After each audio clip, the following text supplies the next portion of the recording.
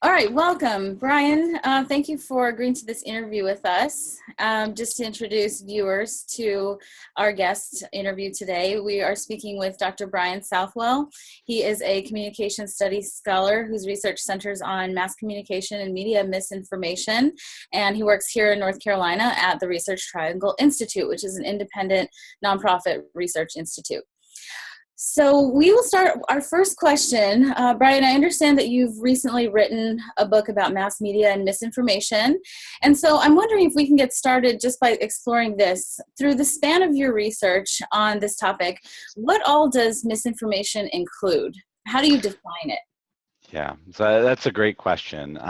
And I'll note that we're actually very excited about the new book. It is the product of many authors. So I'm a co-editor on the new book, Misinformation in Mass Audiences, that University of Texas Press will be publishing here. We brought together a large number of scholars to explore this topic. And it's one that we've been working on for a while, with especially with my co-editor, Emily Thorson, and also Laura Schiebele, who's been great to work with. And the notion of what constitutes misinformation is an important question. You can go back to actually concerns in making distinctions between, for example, misinformation and disinformation, as Habermas would talk about it. And he was concerned with the notion of intent. So on some level, misinformation might be verifiably false information more broadly. And then we might think about disinformation as that's actively put in the system with the intent to deceive. I think that the question of intent, while interesting, and important ethically to at least consider, on some level, I think the larger issue is the fact that we have a system, and a mass media system, that is vulnerable to misinformation more broadly. And so, even aside from the question of whether something is a malicious or intentional lie, the truth is that there is quite a bit of faulty and false or misleading information. And so we might think in terms of the consequence. Ultimately, to what extent is somebody misled relative to what they would have done otherwise had they had full or correct information. And so that notion of misinformation can cover a pretty wide range. It's not unique to any particular topic. This is something we see certainly in the realm of politics, but also with regards to health and science and other aspects of consumer information, and in everyday life, even in interactions between two people. And so what we might start to worry about is the prevalence of misinformation. And as we can get into and talk about, there are particular reasons why this is a challenging problem for us on a mass scale. There are certain human tendencies that we have in terms of processing that we might worry about.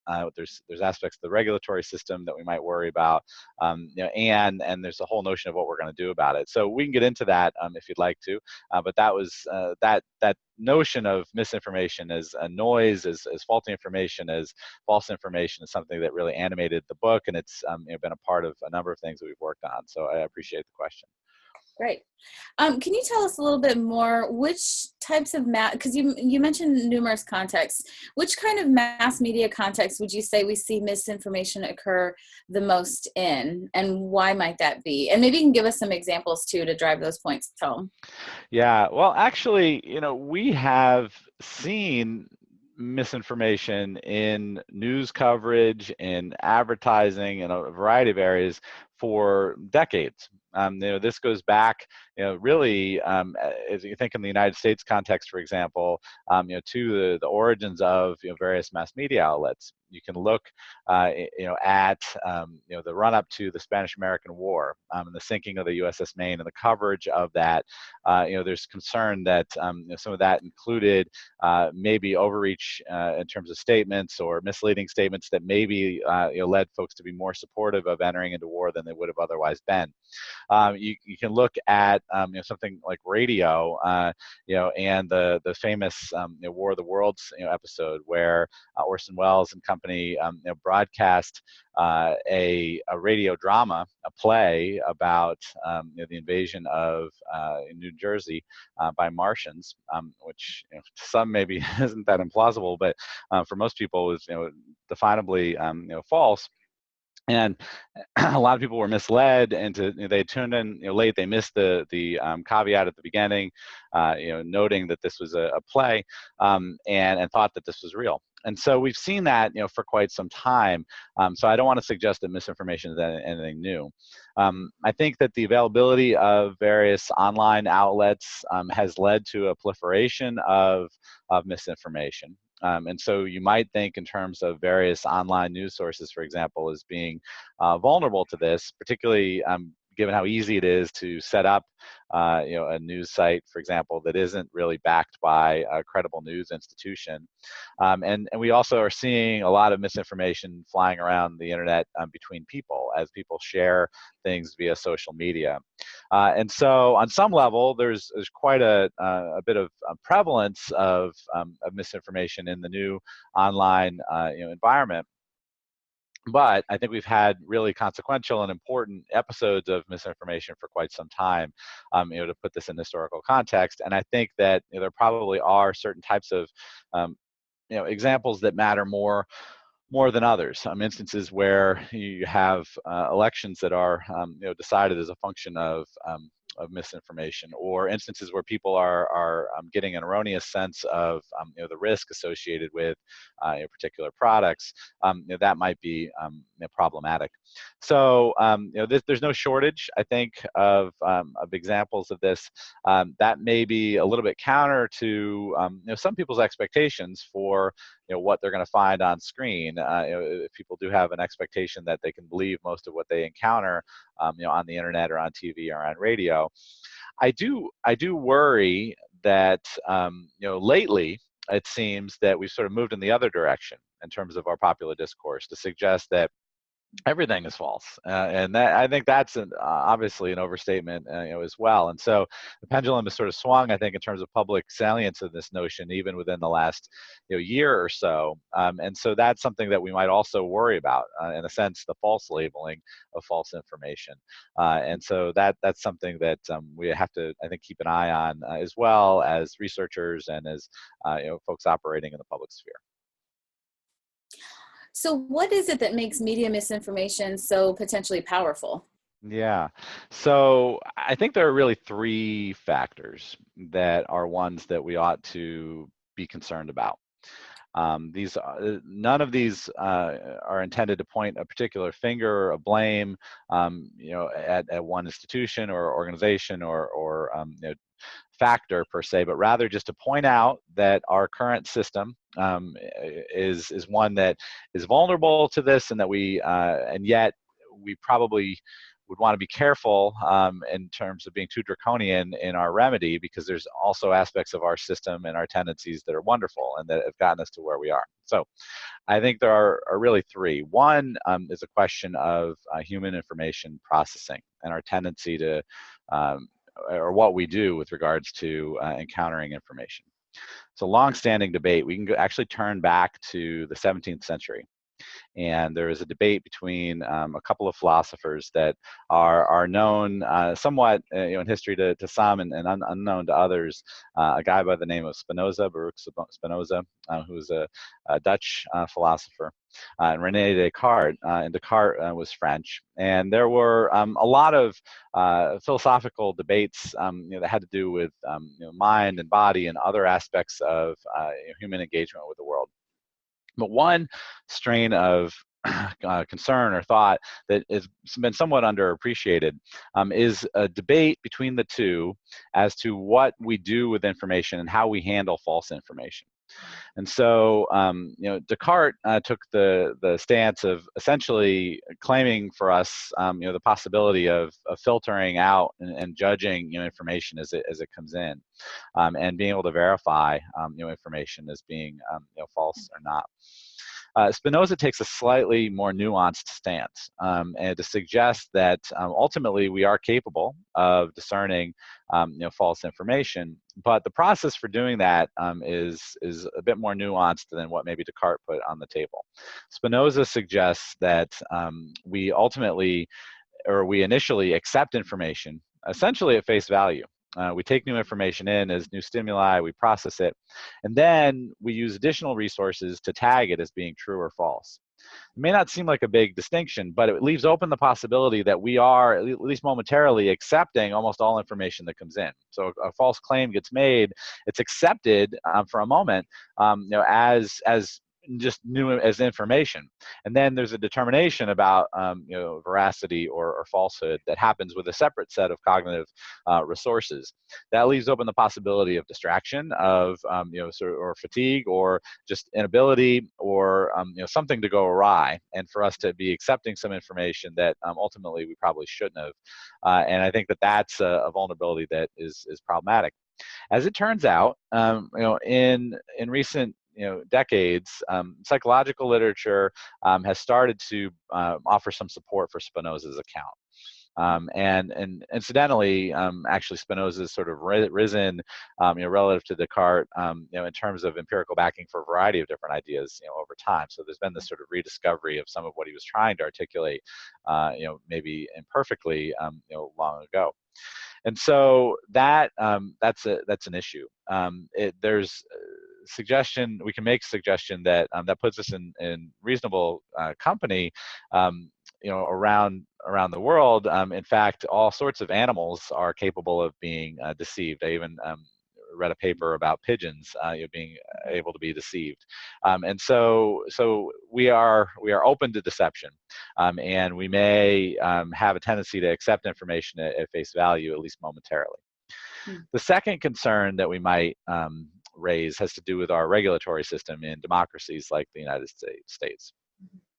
Our tendency is to be retrospective and reactive with regards to problematic information, rather than automatically cleansing the system or being preventative in that way. What do I mean by that? Well, you look at organizations like the Federal Trade Commission, the Food and Drug Administration, and others, even in the electoral politics arena, and we have systems set up, good systems to detect when violations of guidance, have occurred, and that's good. But we don't have a police force that is sanitizing the system to begin with. And so it's possible to get a faulty or a problematic ad onto the air. It then will be challenged, detected and challenged. But there is an open door, at least for initial exposure, that is that's an issue, potentially. Now, ultimately, and this is a philosophical question, but I personally would be worried about a landscape where we saw, censorship. I think that's, as one alternative, highly problematic. And so, by pointing out this situation, it's not to necessarily criticize, that regulatory structure, but rather just to point out a certain tendency of it, and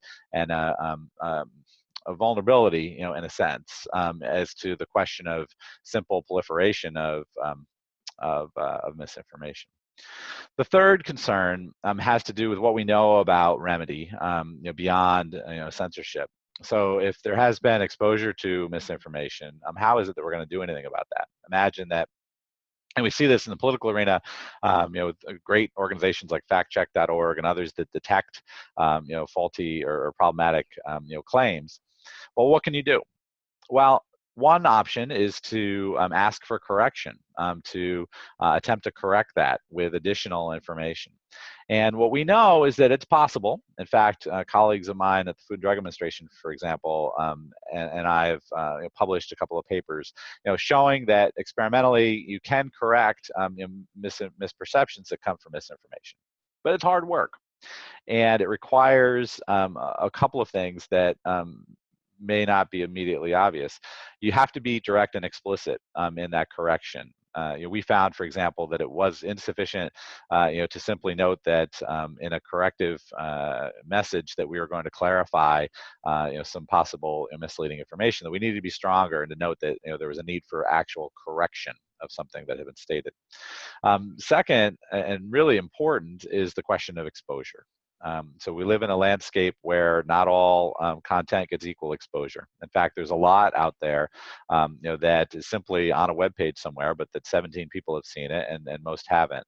And so it's not probably enough to simply put out into the world corrective information. You need to actually back that with sufficient exposure. And that's difficult. It's resource intensive. If you spend $1 million proliferating a piece of misinformation, you then are going to need to address that, with an equally robust campaign with regards to exposure. And so that's, in the advertising arena, you can think about fighting fire with fire. If there has been a widespread, journalistic lapse, similarly, you need to ensure that the people that were originally exposed are now exposed to the new corrective piece of information. That's a challenge, and I think many times we have systems set up that can detect information, perhaps can ask for correction, but then are they also ready to and able to get sufficient exposure to that corrective information? That's an interesting question. And so I think for those three reasons, I think scholarship needs to pay attention to misinformation. Researchers, practitioners, this is a central question of our current moment. How is it that we're going to deal with this? And it's not a light question at all. I mean, because of these tendencies, because of the situation, this is a challenge. It's a challenge for democracies. It's a challenge for open media systems like that, which we want to preserve. And so this is something that is going to require a lot of work. I think that there are careers to be made doing this work. I think that it is probably one of the costs of the free and open system that we so treasure and have, but it is something that we probably need to explicitly address. And so it's one of the reasons why efforts like yours to organize classes around this and to call attention to it are really so valuable. Right.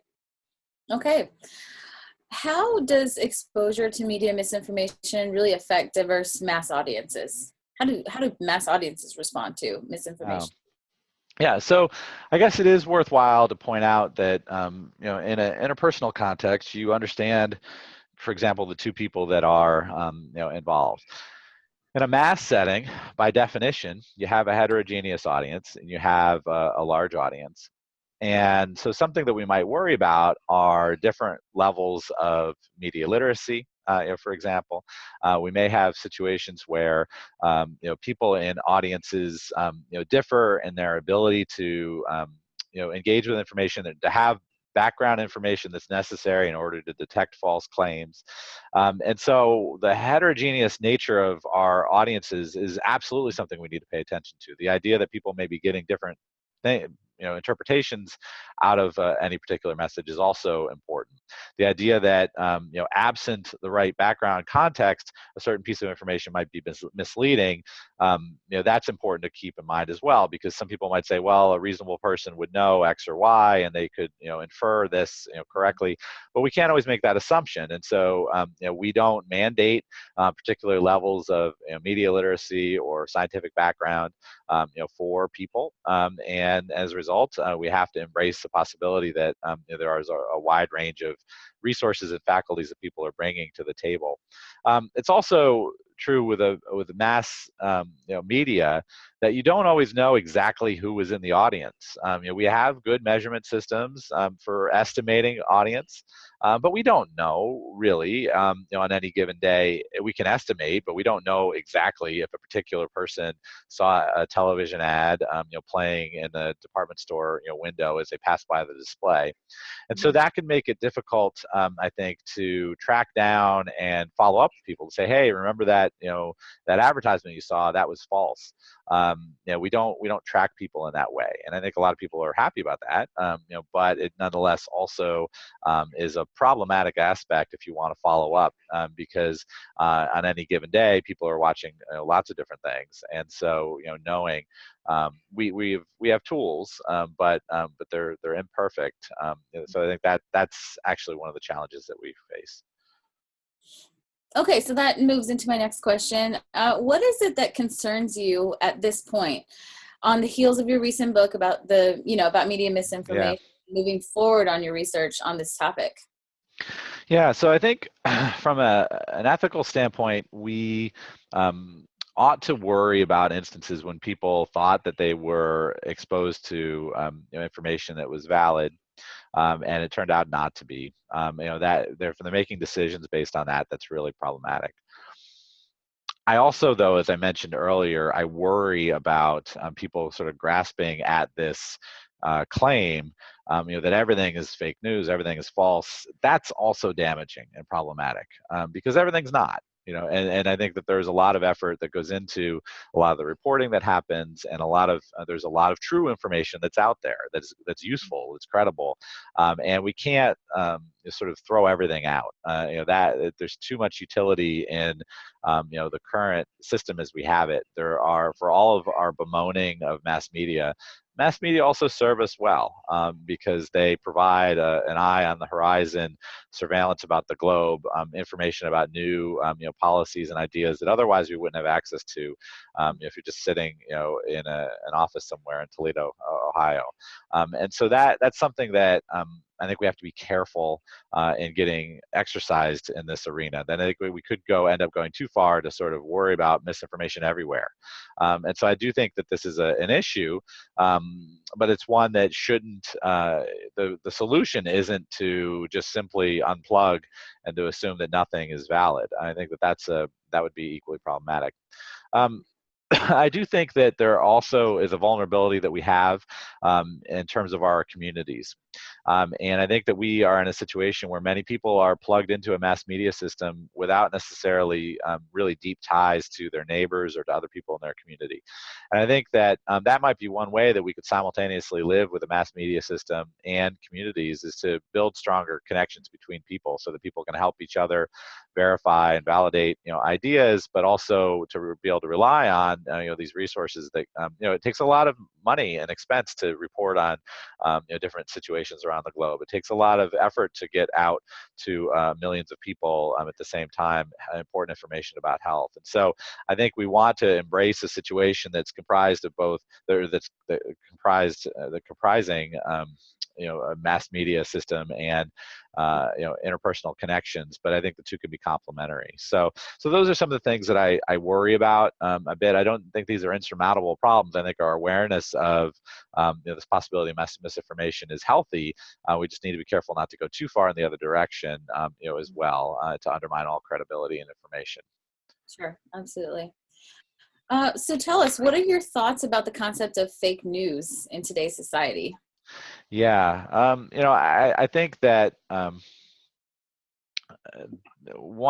this maybe is an instance where we could go back to thinking about motive, thinking about credibility, thinking about track record, and it seems to be the case that there were and have been in recent months and years, illegitimate fake websites set up that were intended to sound like legitimate news sources, where clearly people have admitted to simply making things up that were politically expedient.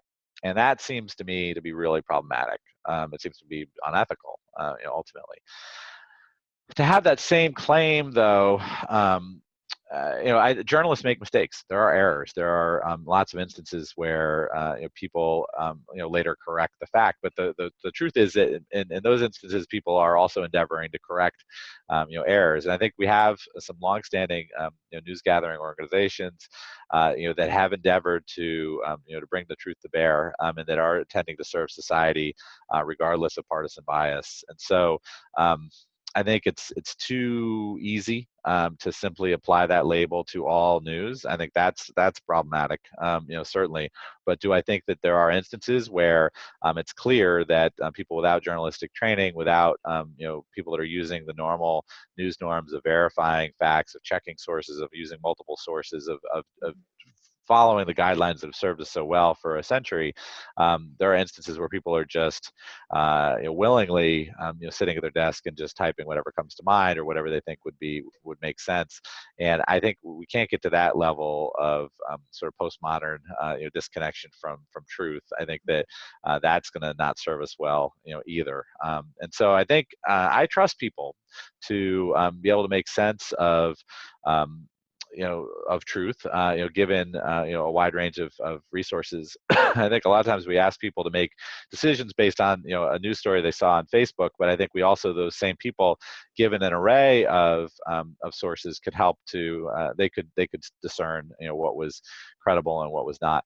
I think that this is a moment where our journalistic institutions actually should see a renewed opportunity for service, and I think that we have to accept the idea that all news services are not created equal. I don't say that with any sense of partisan bias one way or the other. I think that it's just simply the case that folks that do their homework and that endeavor to verify sources and to try to be transparent with what they're doing are probably more valuable to our society than instances where people are admittedly just making things up. And so it's a tricky topic. It's just this notion of that phrase, because I do think there were problematic instances of fake news, but I also think that claim is being used, painted, the system is being painted with too broad of a brush, as well, and that also probably isn't really ultimately helpful. I think we can all be served well by a system where the truth comes to light. Ultimately, that kind of transparency, regardless of who might immediately benefit or lose, ultimately is going to serve us all well as a society. Mm-hmm, mm-hmm. If I ask you to, can you define the scope of what is fake news? How would you define it? Well, I think that if it's to be a useful term, then I think instances where quotes are made up, where reporting is done without sources that are rooted in verifiable truth. I think that's really where the line is. And so to me, instances where there's intentional effort to create an organizational appearance that isn't real, and to be a purveyor of news, that seems to be problematic. Whereas instances where there is an organizational backing, and where there is an effort to really ultimately check with and have triangulation of stories, to have verifiable quotes, all of that, while that can be occasionally wrong, while it can occasionally include an error, the latter of what I just suggested is not